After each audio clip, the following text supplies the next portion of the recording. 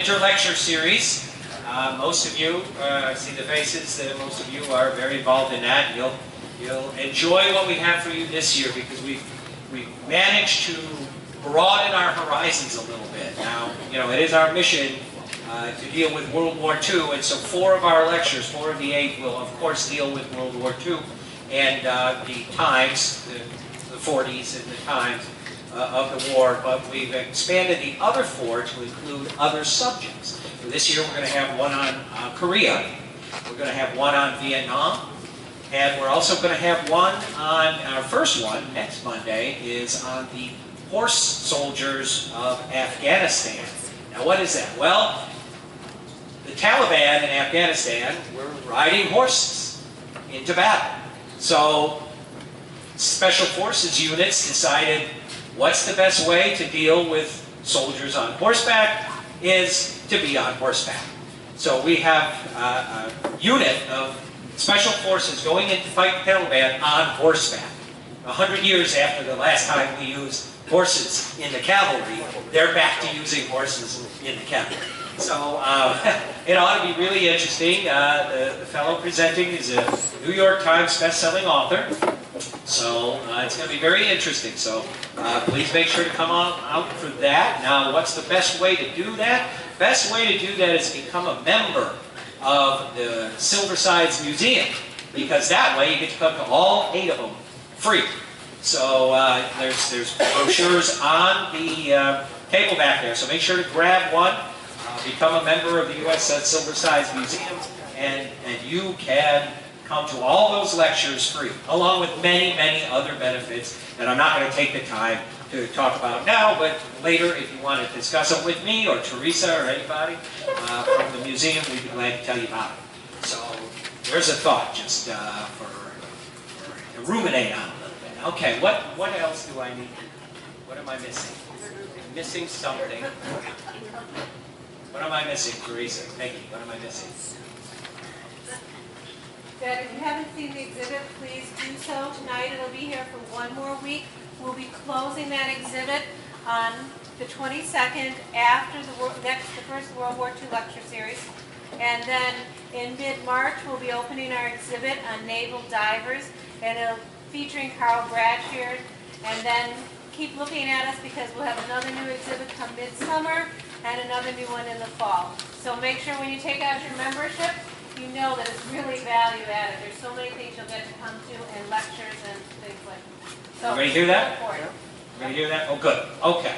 All right, that's good. And that reminded me what else I wanted to talk about. We are honoring our Veterans Dinner is fast approaching. That'll be March 16th. We're all prepared for it now. The speaker will be Fred Johnson, professor from Hope College, who will speak.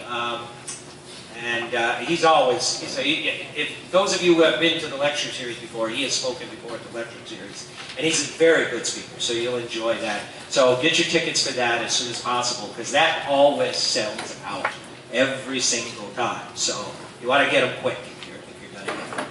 Okay, so now I'm going to start this evening. I'm going to introduce Rene Lichtman. How do you pronounce it? Lichtman or Lichtman? Yes. Okay. Give him 2 choices. He says yes. All right. And he is the Vice President of the World Federation of Jewish Child Survivors of the Holocaust and Descendants. And he's going to speak to us about that very topic. And I'll just turn it right over to Rene. Thank you, Mike.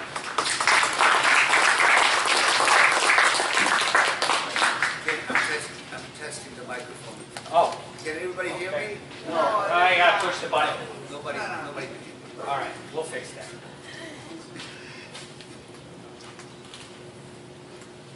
Oh, maybe I can. There you go. Can everyone hear me now? Yes. Thank you for inviting me, having me here. First time I'm aware of this facility. I asked for the lights to be off so you can see the image better. So I'll assume that we have quite a few veterans here. Can the veterans let me know who you are, okay? Is that, Because I can't see it. World War II? How about Korea? Korea, that's Vietnam? Vietnam, okay. Iraq? Iraq, yes, we have some, yes, from Iraq. Oh boy, okay. Well, so I'm going to tell you my story as a hidden child during World War II in France. And I'm going to put it in the context of other children, other Jewish children during the Holocaust or during World War II. So, and I have the separation, identity, and emotional tolls because the thing about the children who were hidden, now I'm assuming that you all know about Anne Frank, the Anne Frank story. Had she survived, she would today be considered a hidden child or a child survivor. Those are terms that have come up in the last few years to identify those children, those of us with those types of stories. Not all of the Jews were in camps. Not all the Jews were in death camps or in labor camps. Many of them were hiding or trying to flee. And separation for those children, especially the young ones like my age, identity issues, and we'll talk about that, and the emotional tolls on all of those people involved in the care of these children or leaving those children. That's an important part of the story. Now, this is a very important, a difficult concept to grasp, but within World War II, there was a war to exterminate the Jewish people. Hitler, at one point, and his allies in the Nazi Party really decided to exterminate the Jews. Around 1941, 42, the academics will differ in exactly when he got this concept, because he did write about it very early on.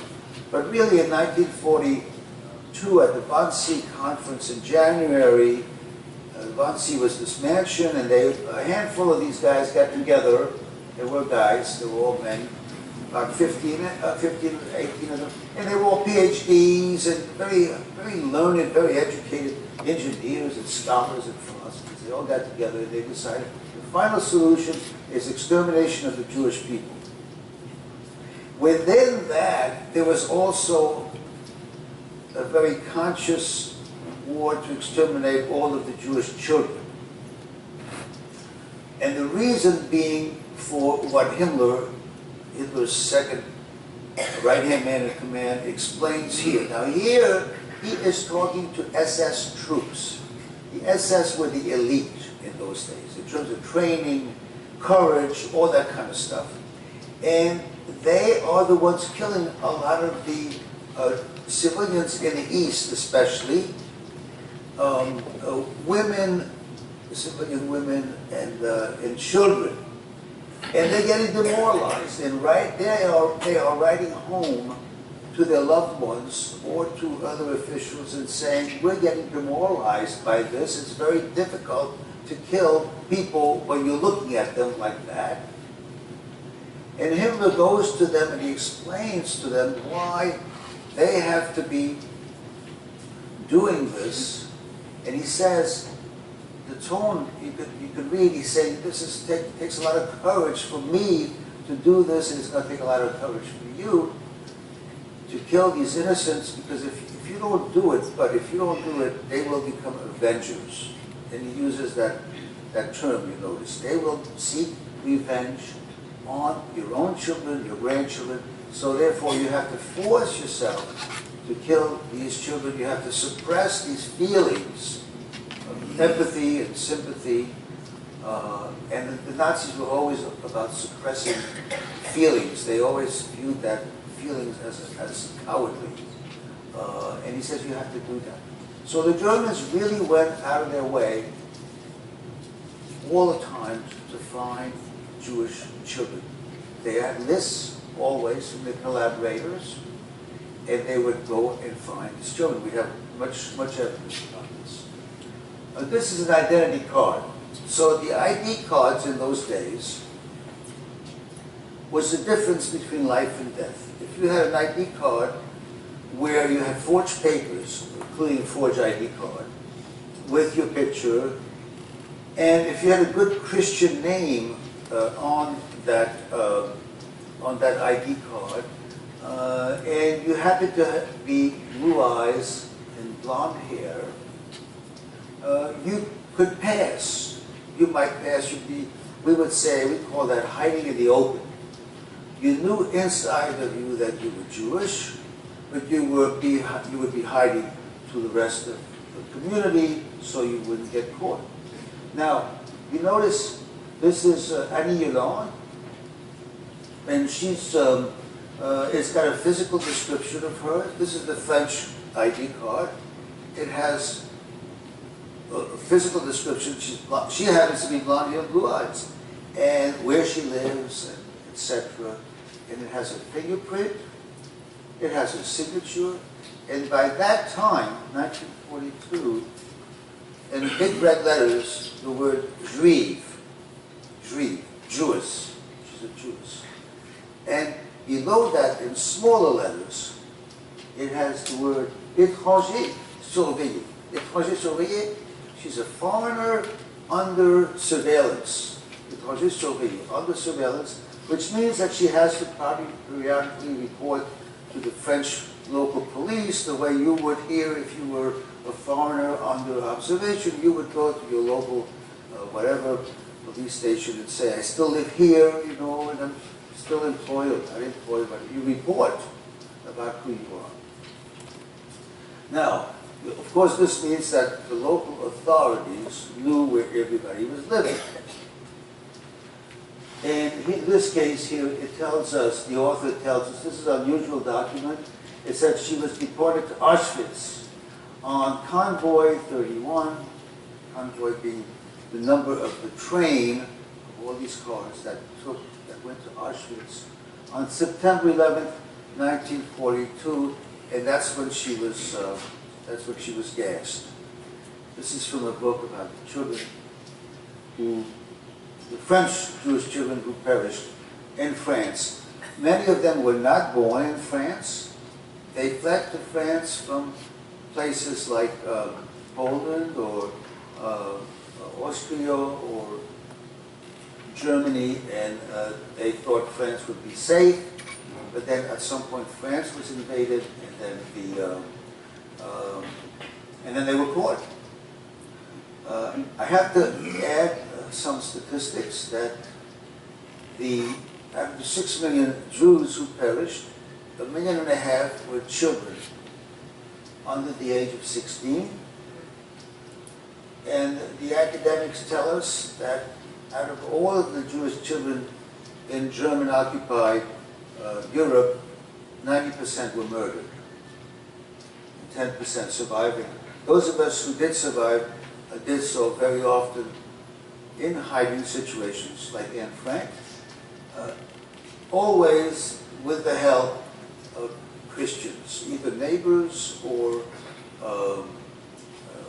friends or priests or nuns, orphanages, convents. You had to have help from someone. And that was very difficult because the penalty for hiding or helping Jews in any way differed from country to country, but very often it could be a summary execution, which means you're shot on the spot. Summary execution, you're just killed. And very often the Christian family members themselves, the children of the Christian family, were also killed as an example to the rest of the community.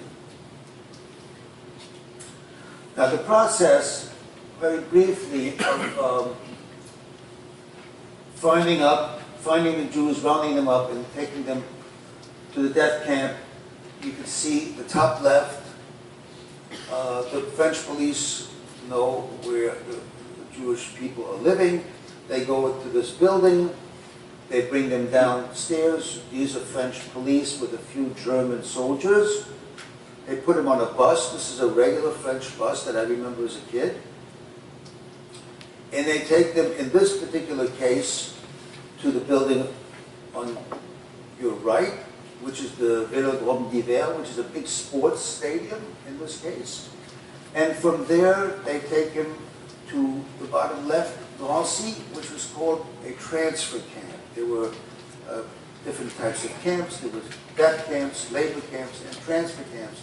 And the transfer camp in each country was usually designed with railroad tracks that led directly to the death camps. So that's one reason why we say it was a systematic process. It was very thought out in detail. And you can see by this map of Europe, and Paris is on the bottom left, and Russia and the Baltic states are on the top right. And so this is all Nazi-occupied Europe. And you can see that all these railroad tracks are going to the death camps. Auschwitz, Majdanek, Sobibor, Belzec, Treblinka, they're all located on Polish soil. So when I say that there were 6 million Jews, so 1.5 million children, very often it's a kind of an abstract number for us, but when you see who these kids were, you realize that it was very much like any kids that you might know. They were, as I said, these are kids who were on French soil, but they came from other places. And you can see very often that you can tell how innocent they were, because many of them are smiling, and they had no idea what was going to be happening to them, because the Germans were very secretive, and they lied all the time. They always lied. They were very, very deceptive in terms of their motives. So nobody knew what their motives really were. And you can see some of them are wearing the star by that time. These are two twins who were born in Warsaw and fled to France at some point, and they were caught in France. Now think also of the of kids who were from Germany, and let's say who fled Germany just before France was invaded, and they got to France, and in France, these Jewish kids were considered Germans and suspect, so they were considered almost like potential traitors or spies, even though they were Jewish. And then when the Germans came in, all these French families, all these German families were sitting in these camps, because they'd been put in prison camps, and suddenly to the Germans they were Jews, so they were caught very easily, very early. These are twins. Of course, you know about the experiments that went on, the so-called medical experiments. And at some point, when the Russians were close to those camps where the experiments were taking place, all these kids were murdered, trying to hide the evidence. These are Jewish orphans. At some point, the Jewish community and the French authorities thought that the orphans would be spared. And so when there was a quota, a number of people that had to get on the trains, they would say, well, we'll take the elderly, we'll take the adults, save the orphans, because the French population might get very, very upset if you start taking infants. And at some point the Germans said, no, we're going to include orphans as well in those numbers, and those kids were taken away to death as well. This is my father and my mother. So my mother and father were from Poland, from the Lublin area. I found out recently Lublin used to be the capital of Poland a long time ago. It was always a center, a religious and scholarly center for Judaism. so it had a large population. And my mother and father were from right outside there, maybe half hour outside of Lubny, Lubato. And you can see, so this is a very interesting picture. I mean, in terms of analyzing psychologically these photographs, my mother was about, 5 feet. She was a very small lady. But in this picture, it's very unusual because she's kind of standing there. And my dad, I was told, was tall, but I'm not sure. And she's staring right into the camera. Now, in many cultures, a woman is not supposed to do that. A woman is not supposed to stare and boldly, including in the Jewish religious community. You kind of look down. You always kind of look down. But here she is, she's staring at. So this is Europe. This is Poland. So my mother and my father come to Paris. My father first, and then my mother. Now, why did my father leave Poland? It's not clear. Maybe it's economic reasons. Maybe it's the fact that he was more politically, and he was left, and he was trying to get away from anti-Semitism. Whatever the reason, he leaves in the mid-30s, and she joins him in 1936, and I'm born in 1937. I'm born in 1937. Poland is invaded in 1939. In the next year, France is invaded. 1940, France is invaded. So this is myself with my mother and my father. Now, my father's wearing a French army uniform, and frankly, I don't know very much about my father. I never could get any information. I don't think my mother knew very much about him either, quite frankly, because they hadn't been together that long. But the story that I'm told is that my father happened to know a family outside of Paris who had no children of their own. And they took in children periodically. They were like a foster family. And he knew this family, and he approached them. The family told me this many years later. He approached them, he says, look, I'm going into the army. He says, if something happens to Madame Hélène, my mother, my biological mother, Madame Hélène, if something happens to us, would you hold on to our son, Rene? Notice he gave me a very French name, Rene, as opposed to a Jewish name. He didn't give me the name David, he didn't give me the name Isaac, he gave me the name Rene. It showed his feelings, I think, for French society. And so that was kind of an unusual request, but they said yes. So he goes with his unit, and they go up to meet the Germans that are now coming in and invading France, and his unit is wiped out, and he's killed. And I found out very recently that he was in the French Foreign Legion, 12th Infantry Regiment. There was actually a witness who said they knew a legionnaire named Lippmann, and so, they don't remember, they remember seeing him on a bridge with his unit the last. His body was never recovered. And so he was killed, but we didn't know that. No one knew that. They just never got any news from him afterwards.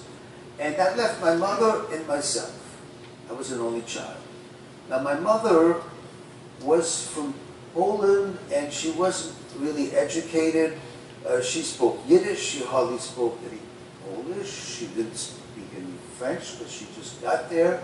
So even if she had an ID card, right, a fake ID card, she couldn't pass. She would have an accent. She couldn't speak the language. And she didn't look Aryan. She didn't look blonde hair, blue eyes. But at the beginning of the war, the Jews continued doing what they were doing at the beginning of the invasion. One question that I always had, of course, these are escape routes from Paris, right? So Jews and others were always trying to get away from the Germans. The Germans were invading from the north. They'd taken over Belgium and Holland, and now they were coming into France and moving south.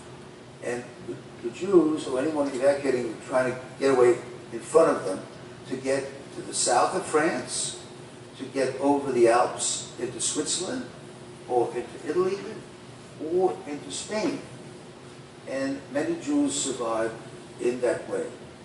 Not just Jews, but also people from the Spanish Civil War who were fleeing leftists, communists, socialists, anarchists, etc. They would take those escape routes. And so I always wondered why my father decided to, instead of fleeing south the way a lot of other Jews had been doing, he decided to go with the north, which is a question. So this is where my father, I just found this recently. This is, if people know the invasion of the Germans, they did the same thing during World War I. They kind of move around the barricades, the French barricades, and they move around, and that's where they invaded, and that's where he was killed, near Soissons, which is in World War II. And his unit is listed, the 12th Infantry Regiment, for those that are interested in military history. So this is my French Catholic family. So kids like me, that age, were usually raised by Catholics or Protestants, but non-Jews. So this is my French family, and I call them Maman Nana and Papa Paul. So I had Maman Nana and Papa Paul, and I had Maman Hélène, my Jewish mother, and Papa Jacques, my Jewish father. At some point you discuss these things, and so these were the names. And the photograph that I have on the left, I have that because I really remember Maman Nana in that way. We always had animals, cats and dogs, and it was, I recall her that way. And also the picture on the right, here they are working in the garden. So the garden was, when I was with the family, I was really hidden, which means that I didn't ever leave the house or the garden in the backyard. We lived in a small town, still outside of Paris, and we lived on the edge of the town. It was very isolated. There was no pedestrian traffic. There were no stores or people riding bicycles or walking for walks or anything like that. It was very isolated. It was very safe. And one reason that I was isolated like that was, when Anna told me a story much later, was that one time she was in the store shopping, and the man was waiting on her, and then the wife comes out of the back of this little tiny store, and the woman says to Madame Lepage, you have children, and if you have any children that are Jewish, you have to register them with the authorities. And Mama Nana starts making up a story about this kid, and the husband turns to the wife and says, stop asking so many questions and go back to do what you were doing before. So you can see that in those days, there were always stool pigeons, collaborators, there were always people who were willing to give away their neighbors, and there were always material benefits to the stool pigeons. There was always some kind of coffee or sugar or something like that. So they would give away people that were helping Jews or helping communists or helping socialists, etc. And this is notice that I had these very old pictures, and they were given to me very later on when my French family were getting very old. And so I mentioned that garden, the vegetable garden. So here's Mama Nana holding a goose, or it's set in Papa Paul in the background, and between the vegetable garden and the animals that we kept, we had food. So that was very key, that was very important, we had food. We kept animals, we lived upstairs of this little house, and downstairs we had chickens, we had rabbits, and that's what people did in those days. Because people like that usually came from farms and they moved close to the city for work, but they kept, kind of half and half. So while I was with my French family, not knowing I was Jewish, not having any friends, I never did anything of a social nature. I never went to school or had parties, or no one ever came to the house. But that was my life. That's all I knew. I was safe. I felt cared for. I felt loved. And I had food. Meanwhile, my biological mother was in Paris. So here she is. This is from the third floor of our apartment, and the building is still there. And right next door is a synagogue. It's just by coincidence. And I told you about those roundups. And at some point, especially that big one on July 16th, a lot of people knew that it was coming. A lot of people in the non-Jewish community knew that this roundup was coming. And our neighbors came to my mother and they said, Madame Hélène, we know the Germans are coming in the next few days. We have a place for you to hide upstairs in these buildings, way up top where there's tiny little rooms. We want you to go upstairs and hide. So sure enough, the next day, my mother recalled that the Germans came in our neighborhood. This is Place de la République. We were just talking about Place de la République. It's like 2 blocks. If you make a left, it's 2 blocks right there. And they came and they barricaded the street on both sides with trucks and buses. And they went building by building with their lists, with the French police, bringing down the Jews that they could find. And they came to our building. They went to the 3rd floor. They broke the door down. They took out my mother's sewing machines because she was a seamstress. She sewed at home. And then they left and they barricaded the doors so that she couldn't get back in. Which means that my mother could not come to see me after that. It was very, very dangerous by 1942. It was too dangerous to be out in public. And during that raid, I found these photographs in this book that I have, an unusual book, a very rare book. These 2 kids, Jean and his mom, and Suzanne and her dad, they were at home and they were caught, and they lived on my street. I saw their address. I lived number 13 and one of them was number 21, and the other one just said the street number, and they were caught during that raid. This is Madame Lily. So Madame Lily is someone that today we call a righteous Gentile or righteous Christian. She was our neighbor who saved my mother, Madame Lily, and her daughter. And you notice I have that photograph as well, because Madame Lily gave it to us after the war with her signature, and my mom and her were pretty good friends. And you notice the difference in, she's very French and she's very Parisian compared to my French family from the countryside. So when the war ended, my mother, my biological mother, came together.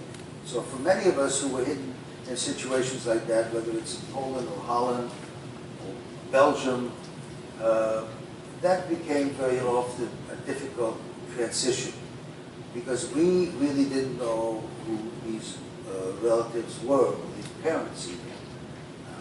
And we were used to these people who were taking care of us during the war, and now we were being told to go to someone else. In addition, people like my mother were not emotionally normal parents because of the loss in their own lives. So my mother had lost her husband, a young man. She also had lost all of those relatives that she had in Poland. She had extended family. She had 11 brothers and sisters, nephews, nieces, who were all murdered. There's no Jews in that town. I've gone back there. There's no family. So people like me keep looking for family members. that don't do well. So, for example, you notice these two photographs. So that's me in there. And it was, I don't know exactly when. I asked my French mother once, you know, when did I start coming to you? How old was I? She told me once you were 6 months old when you first came to me. I thought, 6 months old? That was before. She says, well, you came once in a while. Your mother and your father worked, you know, and I took care of you, so I got to know you, I got to know your father. So these photographs, you notice my mother is not looking very serious. She's not very happy. She's very serious. And the young woman is smiling. So we have two pictures like that. And I remember asking my mother, but I didn't ask enough. I'd ask, who is this young woman? We have two pictures, formal pictures in a studio. Obviously she meant something. She was someone important to you, to us. Who was she? My mother could not tell me. And the only thing, I said, well, what happened to her? Well, how come she's not around anymore? I mean, how come we never hear her? She said, elle a disparu. She disappeared on the street. One day she was out, going someplace. Maybe she didn't wear the star. Maybe it was, you know, against the curfew or whatever it was. She just was picked up and just completely disappeared. So we never, and unfortunately, I have to say that I never pursued it, so I don't know who she was. But you notice she's smiling, she's relaxed in those pictures. And these are my mother's family from Poland.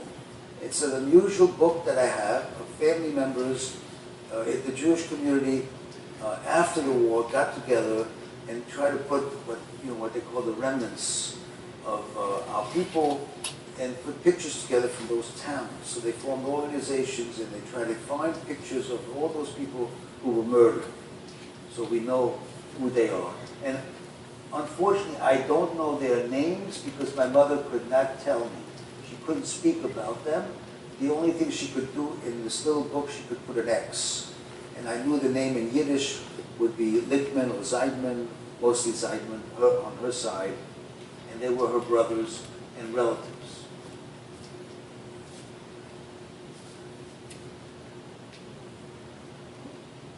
So these are pictures from Poland, and the woman on the right is Leah Lichtman. She's my father's sister.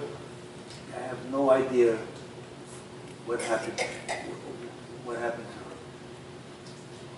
And at some point when before I went back to my biological mother, because we had not seen her, my French family was in the process of adopting me.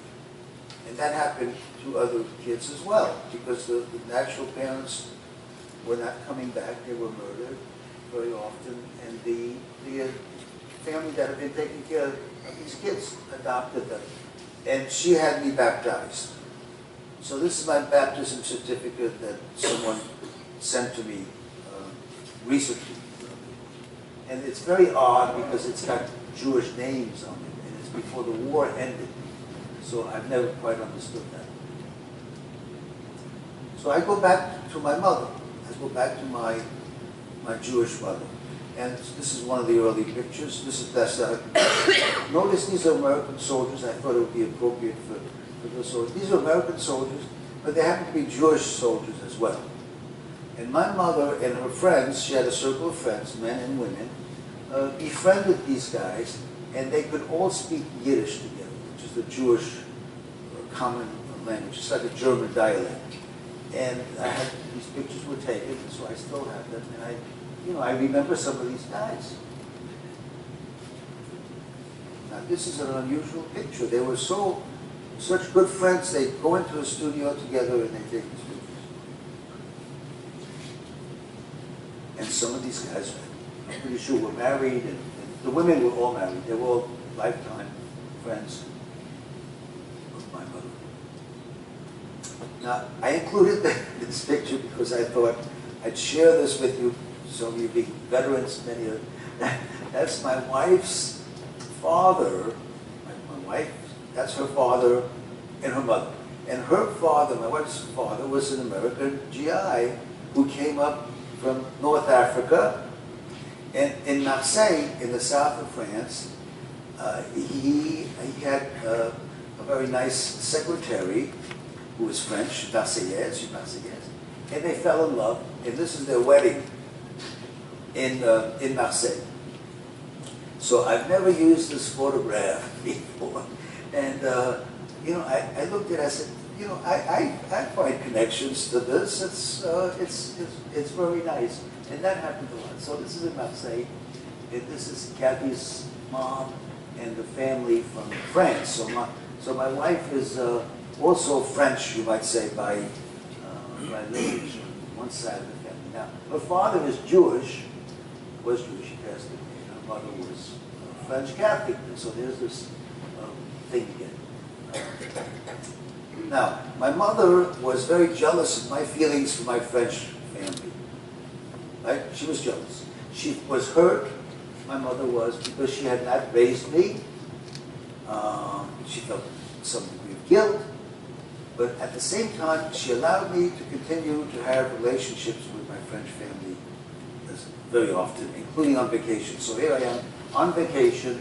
I'm visiting the Lippmann family, and I'm not there full time anymore. I'm in Paris. I'm going to school, and so there's a little kid that's taking my place. But I stay in touch. And I become, about that time, I should add, about that time, my mother comes to the United States, and she writes us a letter with my French family.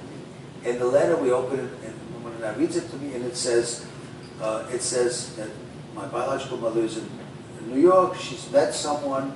She's married this American gentleman, and she's coming back to get me, to take me to the United States. And I remember that clearly, and it was in the summer, and I started crying and screaming and saying that I didn't want to leave France, I didn't want to leave the Lippmann family, and I didn't want to go to the United States. But my Mama Nat would have a way of calming me down and reassuring me and saying in the United States, everybody's rich, and you're gonna live in big buildings, you know, just like in the movies they were seeing in those days. And so she reassured me, and I came to the United States. And it wasn't quite the situation that she painted.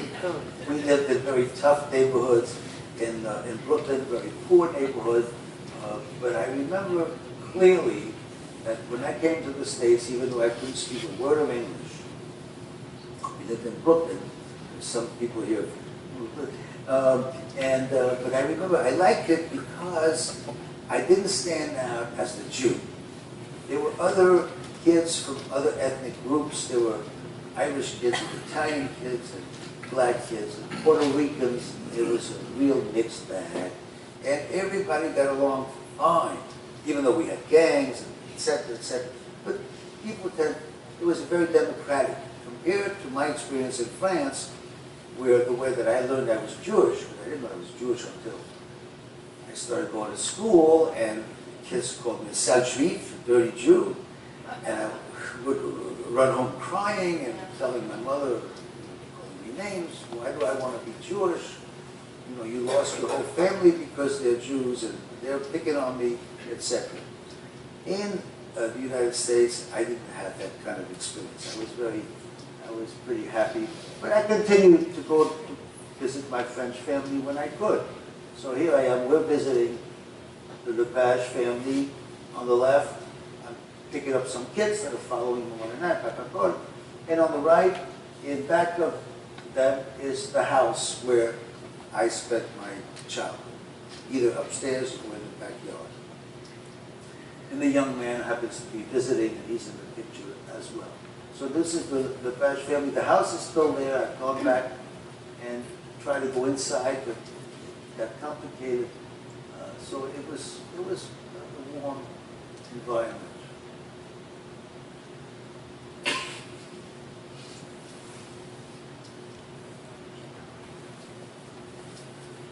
Myself and my two moms, and the little kid. That's what I used to be like. So I come back to the United States, and again, for this audience, I go into the Army. In those days, that's what you did. You joined up, or you were drafted, etc.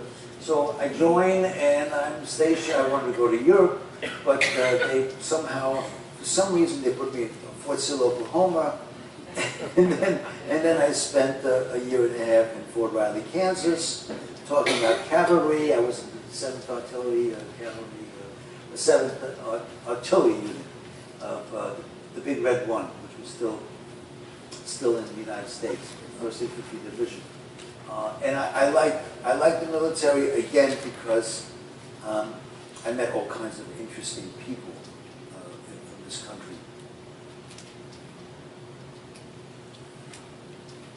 And I always had skills drawings, and somehow someone learned that in the military. They said, who paints? So I used to raise my hand. So they would be painting the bathrooms, things like that. You know, but then eventually they got hold of me to do some art. So here I am for some show that we were having, right? And I'm painting some sets about birth of jazz or something like that. And it was a lot of fun. I met all kinds of interesting people. And I even went to school at night in Fort Riley, Kansas State University, Manhattan, Kansas, to continue my studies. This is one of my, I had 3 or 4 stepfathers after my first. My mother was an attractive lady, and she liked to be with men. So this is Jaime, and Jaime was my last stepfather, you might say. Jaime was an Auschwitz survivor. So he was a real kind of tough guy, and this is such a strange picture. He had that photograph. He had kept his uniform from the camps. How Jaime survived, I don't know, but he had a lot of skills. Electrician, plumber, he could do a lot of things that I could see in retrospect that the Germans kept him. And Jaime and I, we were pretty good buddies, and oddly enough, he kept that uniform in the closet. In the closet, when you walked into my mother's apartment sometimes, there it was, right there when you hang your coat up, and there it was. It was very strange. And he left me this card and this note. And it's broken. And his name is Herman Feynman. And he writes and he says, he's just, in his own words, he's telling me not to forget this. This was in 1985. Look, can everybody see that? Is it fairly clear? So he was a survivor. He was a camp survivor. Now, I was always in touch with my French family, and here they're getting older, and I go visit them. It turns out to be the last time. So when I see Mama Nana,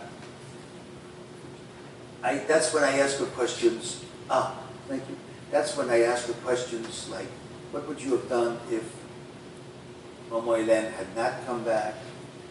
That's when she explained to me, we were ready to adopt you. We used to draw pictures. We were going to send you to art school. And she went to the closet. She took out some drawings that she had saved when I was with her. And then, by that time, she had lost Parapon, her husband. And he was buried right next door. This is in the south of France. Thank you. Very close to Marseille, where Kathy's family was, in the south. And so we go to the cimetière next door. And then when I come back, she gives me these photographs. She gives me his wedding ring that he'd had from the previous generation. She gave me his shirt, things that, there was no one else to give them to. And of course, I felt very guilty because I had to come back to the United States. But I knew where she was buried. I knew where they were buried.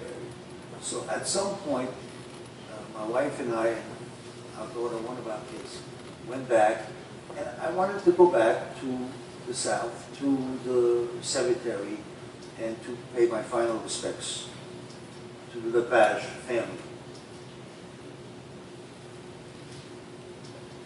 So, I speak at the Holocaust Museum in Detroit, and we have a lot of students. And I try to explain, for me, what the summation is. You know, I'm 78 years old, and so I should have learned some things by now, especially about those events. And for me, it's the fact that heroes, or righteous Christians, righteous Gentiles, are really normal people who do the right thing, even though they're scared. And they show, you know, courage is when you do the right thing when you're scared. And they did the right thing. They risked their lives, really, to save strangers. So this is Madame Lily and Madame Lepage. And especially for young kids, they are role models. There were a lot of evil people in those days. They did horrible, horrible things. And it's very depressing for someone like me to go over that over and over again. It's depressing for my family to have to deal with that.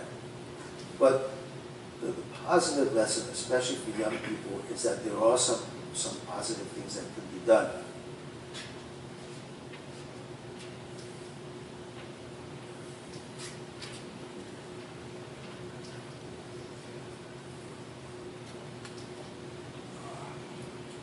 And what I try to say is that even though there are genocides that still go on in other places far away, and we feel frustrated we can't do very much about it, there are things that people can do in their own communities about injustice, or about intolerance, or about stereotyping, or bullying, or name-calling, etc. There are things that can be done at the local level, in the community, or in schools, or in one's own family when you hear certain words. I remember my own mother using certain language, and I would go, "Mom, you can't talk like that, because you were saved by Christians. I was saved by Christians, and you can't generalize and use names like that, etc." So there are things that can be done. So I will leave it at that. It's just one story out of World War II, and I think it's important. So thank you, and if there are any questions.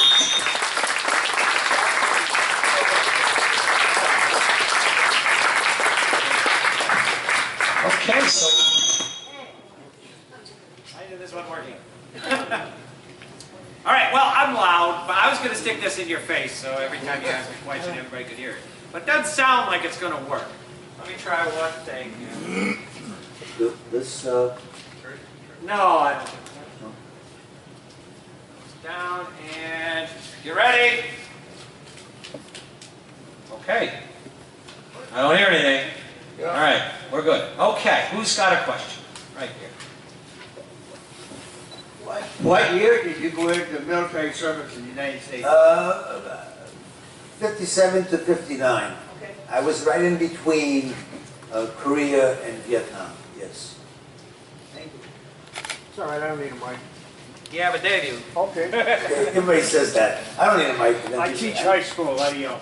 Have you forgiven what was done to you, or do you just try to put it behind you, or maybe you can't answer that? So, right. So the question of forgiveness is a big question. Some people feel that, we the living can't forgive. It's the dead that have to do the forgiving. That's one type of answer. And the other, for myself, forgiving, for example, German people, I don't feel, I know, for example, I learned that before Hitler was able to do all these terrible things, the first thing he did is he got rid of his opposition. He got rid of the labor unions, he got rid of the communists, he got rid of anybody that would oppose him, including people in the church, right? So the only people left when he really started implementing his policies were his allies. And the good people were done away with. And of course, even during his regime, there were Germans who tried to do the right thing. So I feel I don't want to stereotype a whole people the way our own people, the Jews, were stereotyped. I don't think that's good. And then, of course, there's another theory about hatred, that when you hate someone, it just makes you sick yourself. And I don't want to be like them. You don't want to be like those people. I too do not like to generalize.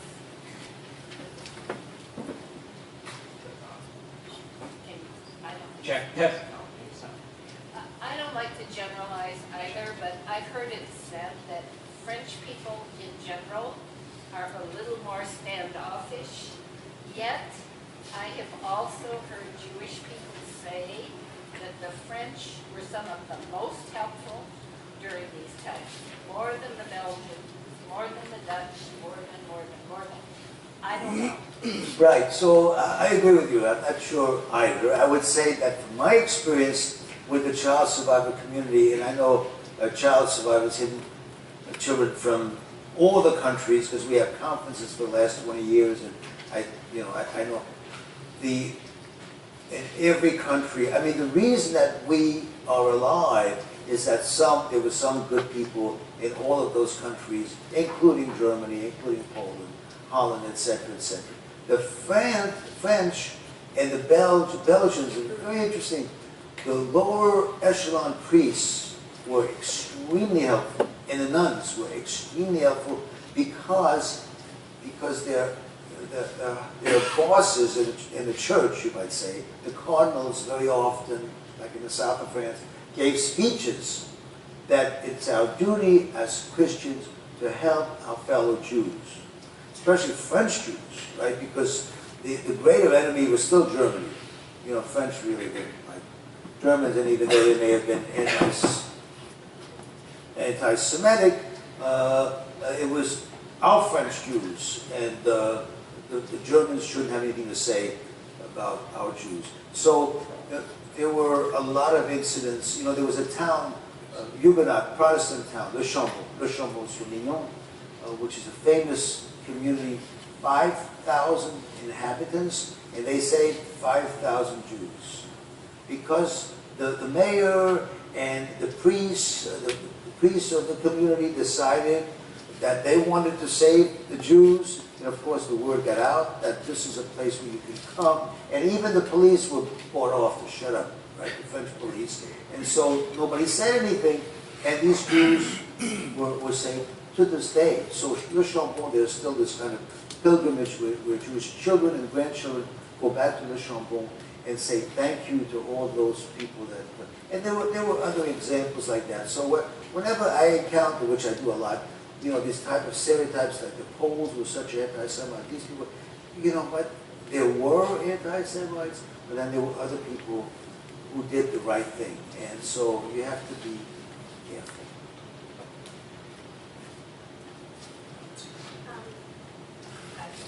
Okay, go ahead. After the war was over and you left your French family and went with your mother, how old were you? And what was that transition like to go back into Paris and go to school for the very first time? Yeah.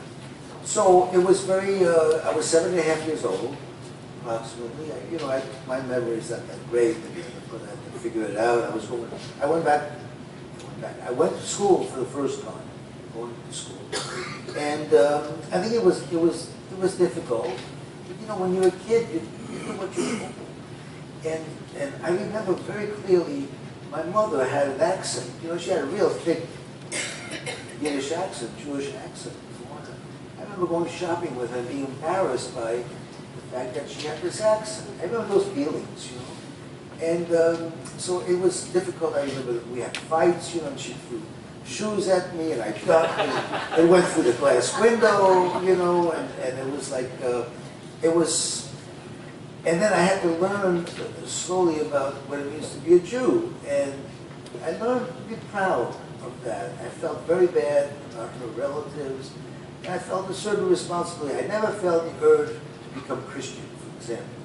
Although other kids did have this urge to remain Christian. So to this day, we have a kid, for example, who became a serious Catholic, and he became a priest in Poland. And then he found out a few years ago that his mother was Jewish, and that she's buried in the Warsaw cemetery, Jewish cemetery in Warsaw. And he came to our group of child survivors in Warsaw, and he says, look, I just found that I'm Jewish. He said, my mother's Jewish. He said, would you accept me as a hidden child, as a Jew? And they said, yes, of course. So then, recently, he goes to Israel. And he goes there, and there's a law of return in Israel where you're allowed, if you're a Jew, you can always return. And he goes, his name is Jacob, and he says, I'm a Jew, but I'm a priest. And I still want to, hold Mass and study with my Christian, etc. And, can I come back under the law of return? And they said, no. So it's now in the Supreme Court somewhere. They're trying to legally deal with this, talk about identity issues. So here's someone that wants to be a priest, still is very attached to Christianity, but is very attached to Judaism as well because of this one. So it's difficult. In my case, it wasn't. So I became very Jewish. I was very attached to Jewish culture, you might say. And the more I learned, the more I appreciated. But I never forgot the fact that this was a Christian family. At one point I had my Bible with my saints. I had my ring with my Virgin Mary on it, and I remember chewing on it as a little kid, and I swallowed it one time. I remember spending time with Mom in the bathroom with a little stick, looking in the toilet, I'll never forget that image, and finding the ring one time. It was my first biology lesson, you might say, away from the school environment. I didn't chew on it again, but this was through the process of being Christian. And many, especially girls, I should add, that many girls, it was easier for a girl, Jewish child, to hide because the girls were not circumcised. Yeah. The girls were not circumcised. The Jewish boys were circumcised, and they were the only ones in Europe who were circumcised. The Germans knew that, and they did physical inspections whenever they could. So I have a friend who was from Berlin, who was a 12-year-old kid on a bus, and they suspected him of having fake papers, and they told him to take the pants down on the bus. And he was Jewish, of course, and he was caught, and he was taken to a prison environment, and his family was able to get him out quickly, and then they fled Germany. So you can see that if a family had the option of hiding Jews, and the resistance came to them, the underground came to them, and they said, look, we have some Jewish kids for you to take care of, to hide, and if they had a choice between the girl and the boy, they would hide the girl, and they would dye her hair blonde, and the next day she would start going to church and learn her prayers right away, and she would pass. And those girls, till today, have very warm feelings for the church, for the environment, for the community, for the music, and this sense of safety. And they've said this in our meetings. They say they're still very attached to the church. So this question of identity is still lingers. Yes? Did you grow up speaking French?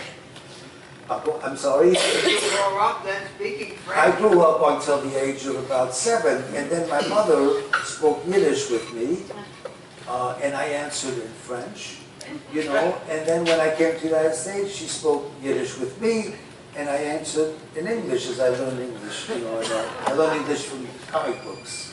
I used to look at the picture and try to figure out what was going on and what was the answer. Yeah. Yes, in the front row, ma'am.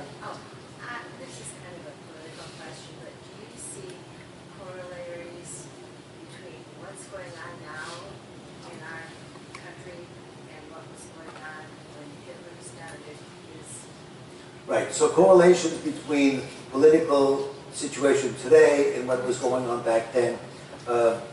Yes and no. There are some, I mean, the whole immigration, you know, whenever we hear as immigrants, as foreigners, these attacks on immigrants, you know, that's the way we were thought of. We were always the other, always foreigners in all these countries, even though we've been there 1,000 years. So that always comes back. But it's, you know, it's very different. There are differences. ISIS, I would say, that's a pretty fascistic, pretty Nazi-like outfit in terms of, you know, those are the reminders to me that the way they see themselves. It's very difficult to believe that at this day and age you could have situations like you got in the Middle East, especially with the numbers of immigrants going into Europe from the Muslim countries.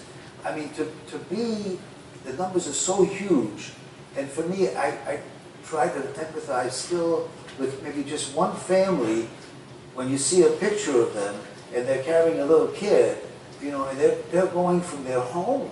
I mean, they've been there, you know, a long time. I don't know, 1,000 years, longer. You know, it goes way back. This is the seat, the beginnings of civilization. Mesopotamia, Iraq, Syria, etc. And they're fleeing this home and they're going to Europe where they don't speak the language and no security. And so it's it's heartbreaking and it's frustrating. It's frustrating to learn that we really, it seems, we really haven't learned those lessons from World War II. And even as a kid, I remember when I came to the States and I started learning about the United Nations. And I learned about the way Indians, American Indians from New England states had these communities together. And then the United Nations was the communities getting together to try to solve problems. I remember feeling positive. I said, well, this is an arena where countries and people can get together and try to solve issues. And now the United Nations can't seem to do that. I was raised with the idea in France when I went to school that the French people and the German people would never be friends, would never be allies, because we've always hated each other, always will. But then I learned that the French and the British were that we felt the same way about the British. And I'm thinking to myself, sitting there, these are all Christian countries, and they hate each other so much to have World War I and World War II, you know. But things have improved to some degree. At least Europe is able to, you know, Europe to talk to each other a little bit because they're so tired of war. They're so tired of war. Time is. Let me just say one word. I have to say this because sometimes it comes up, and not too often, but in terms of the survivor community of children, do we believe in God? After what happened, do we believe in God? How do we deal with the question of God? And I would say that even though I'm a very serious Jew, very proud, you might say, of our tradition, our Jewish tradition, etc., many of us got very disappointed when after the war, because we didn't feel not only did human beings not help us, but God wasn't there for us either. So even though we've gone back to our Judaism with great pride, even though our children have been raised in Jewish schools, learning about tradition, you know, our concept of God is, you might say, somewhat different than others. Thank you.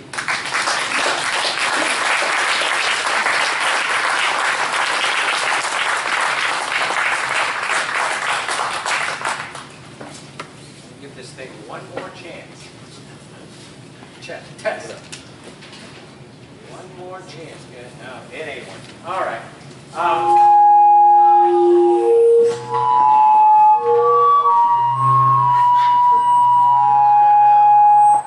Modern music. Thank you. Thank you. That was the composer of that piece. No. All right. So want to make a presentation. Is that correct? Would like to. Okay. Well, come on up. I lost my. Yeah, I don't know your title, so you go on up and tell them. Anna. Yeah. Well, I know that. You know, this lady and I have a lot, we know the same neighborhoods in Paris, we have a similar, she was raised with Yiddish as a language, it's very unusual, and we just met a few minutes ago. Very similar backgrounds. Similar background, crazy, it's just really crazy. Well, this has been a phenomenal. Thank you so much. Louder? Yeah. Louder! I know you're all sitting here after being so inspired by this talk, wondering, what can I do, right? Let's go take care of this. I'm here to help you. I'm here representing the Center for Holocaust and Genocide Studies. We are a fairly new organization here in Muskegon. We're comprised of the Muskegon Community College, and that's where our base is, the Muskegon Area Intermediate School District, and what used to be the Shore Remembrance Committee, if you remember that. Those three organizations are joined together to form what is now known as the Center for Holocaust and Genocide Studies. Thank you, Teresa. Some of the things we've done. We have done things for Kristallnacht, which is in November. We've done things for the commemoration of the liberation of the camps. We just brought in an entire presentation on for teachers. And we always have a commemoration, I think we're going into our 20th or 21st year at Samuel Lutheran Church, where we are going to be bringing in another survivor who is Mr. Dave Lux, who was with the Nicholas Winton Kinder Transport, and that will be May 1st. More immediate than that, we have something that is very close to me called The Journey. And here is one of our pamphlets, and over here are some things. We are currently recruiting 6th and 7th grade students who will be 7th and 8th grade next year. If any of you come in contact with that grade, you know that if you say black, they're going to say white. So we figured this was the time that we can best get them and help them to start to think on their own. Because things that you saw today, we really feel would not have happened if people were questioning. And so our theme this year is going to be propaganda. We've done this before, it was extremely successful. And what we do is we will be taking the Holocaust, looking at children's books, looking at propaganda comics, looking at newspaper articles, and seeing what happened. And then taking these children that we work with and saying, question, let's look at what we have today. Not that we are anywhere near, I hope, what was going on then, but look at this article. What is it really saying? Look at this advertisement. What is it trying to sell you, really sell you? Not the product, but the message behind it. And what we're hoping is by getting these kids to start to think, to question respectfully, to not just follow the crowd, that we can have real thinkers. And if any of you have kids that age, you know what's going on in the playground with bullying. This is the first step. If we can stop that, if we can get our kids to question and to ask and to talk and to think and to look at various opinions, we may not have that problem. So I do have some pamphlets up here.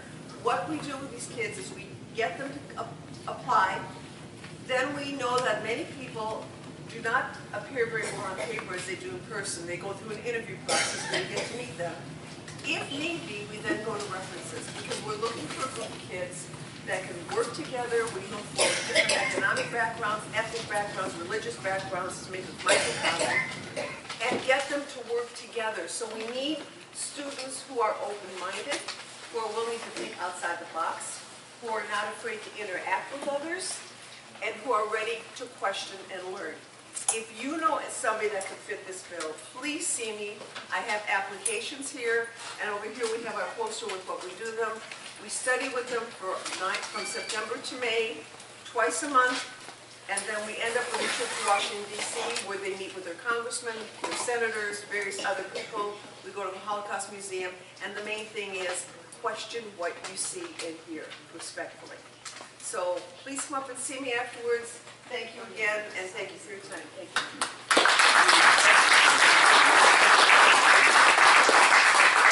Now I'll tell you what else you can do. The Center for Holocaust Studies is also a nonprofit organization, just like the Uss Silversides. And as such, the portion of the proceeds of everything tonight is going to the center for their support. So if you have not yet purchased a luminaire, I never know the singular of that term, but whatever it is, the bag with the candle in it. If you haven't purchased one yet, half of that purchase will be going to the center, so you'll help to support their mission. So you'll now have the opportunity to purchase one, because now, as the next portion of our program will turn to the emotional portion, I'd like to ask everybody to pick up your luminaire, process to the other side, toward the exhibit there, and if you'll gather around the railings of the second floor there, we'll be given a prayer by Rabbi Alpert, and then you will be dismissed. And if you have not yet had the chance to purchase a luminaire, our volunteers are waiting right there for you to do so. Even if you aren't able to purchase one, we invite you to take one down there and be part of that farewell.